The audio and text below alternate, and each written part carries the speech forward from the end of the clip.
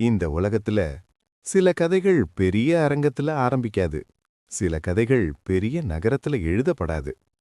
இந்த கதை ஒரு சின்ன கிராமத்துல ஒரு கையில் கம்பு, முன்னாடி சில ஆடுகள், பின்னாடி ஒரு பெரிய கனவு. அவன் பேரு குட்டி குஞ்சான். காலை வெயில் முழுசா வராத நேரம். மண் மணக்கும் காற்று, ஆடுகளோட சின்ன சத்தம். அதுக்குள்ள குட்டி குஞ்சான் ஆடுகளை மேய்த்துக்கிட்டு நடந்து போறான். அவன் ஆடு மேய்க்கிறது வெறும் வேலை இல்ல, அவன் வாழ்க்கை. ஆடுகள் கிட்ட பேசுவான், சிரிப்பான், சில நேரம் அவைகளுக்கே காமெடி பண்ணுவான்.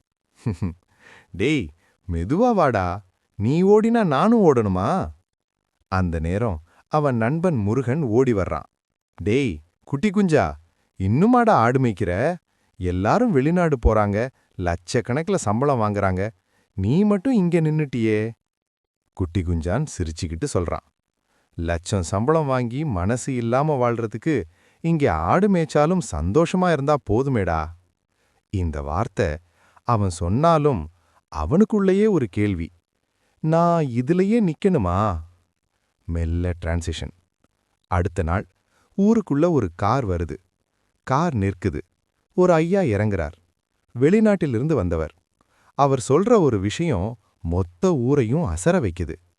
நீங்க சாதாரணம்னு நினைக்கிற இந்த கிராம வாழ்க்கை, இந்த ஆடு மேய்ப்பு இப்ப யூடியூப்ல லட்சக்கணக்கான பேர் பார்க்கறாங்க. ஆ, ஆடு மேய்ச்சா லட்சம் பார்வையா? அந்த நிமிஷம் குட்டி குஞ்சான் புரிஞ்சிக்கிறான். நம்ம வாழ்க்கை சாதாரணம் இல்ல, நாம அதை சாதாரணம்னு நினைக்கிறோம். அவ அம்மா மெதுவா அவன்கிட்ட வர்றாங்க. மகனே, எல்லாரும் வெளிநாடு, பணம், பெரிய வாழ்க்கைன்னு ஓடுறாங்க. ஆனா நம்ம மண்ணை நேசிச்சு நம்ம வாழ்க்கைய உண்மையா வாழ்றதுல தனி பெருமை இருக்கு. அந்த வார்த்தை குட்டி குஞ்சானின் மனசுக்குள்ள ஒரு முடிவை உருவாக்குது. அடுத்த நாள்ல இருந்து அவன் ஒரு வேலையை ஆரம்பிக்கிறான்.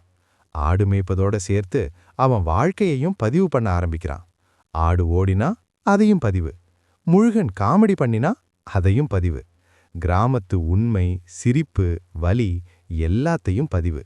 அந்த வீடியோ மக்களை சிரிக்க வைக்குது. அதுக்குள்ள ஒரு உண்மையையும் சொல்லுது. வேலை சிறியதா பெரியதா இல்ல, அதை செய்யற மனசுதான் பெரியது.